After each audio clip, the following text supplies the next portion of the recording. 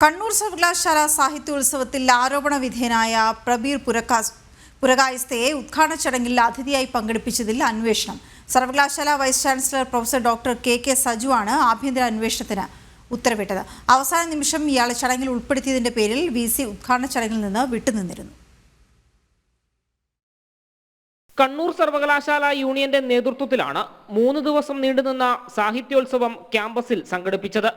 എന്നാൽ ഇതിൽ മുൻകൂട്ടി നിശ്ചയിക്കാതെ രാജ്യവിരുദ്ധ പ്രവർത്തനങ്ങൾ നടത്തിയെന്ന് ആരോപണങ്ങൾ ഉയർന്നിട്ടുള്ള പ്രബീർ പുരകായസ്ഥയെ ഉദ്ഘാടന പരിപാടിയിൽ പങ്കെടുപ്പിക്കുകയായിരുന്നു.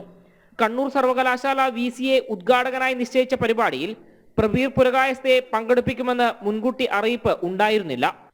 ആരോപണ വിധേയനായ ആളെ പരിപാടിയിൽ ഉൾക്കൊള്ളിച്ചതിന്റെ ഭാഗമായി VCയായ പ്രൊഫസർ ഡോക്ടർ കെ സജു ചടങ്ങിൽ നിന്ന് വിട്ടുനിന്നിരുന്നു.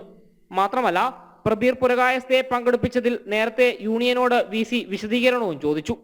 തൊട്ടു പിന്നാലെയാണ് ആഭ്യന്തര അന്വേഷണം നടത്താൻ VC തീരുമാനിച്ചത്.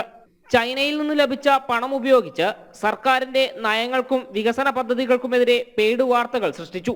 ചൈനീസ് ടെലികോം കമ്പനികൾക്കെതിരായ കേസുകളിൽ നിയമസഹായം നൽകാൻ പ്രത്യേക സംഘം പ്രവർത്തിച്ചു.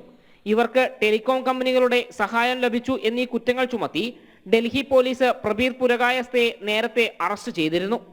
ജനം, കണ്ണൂർ.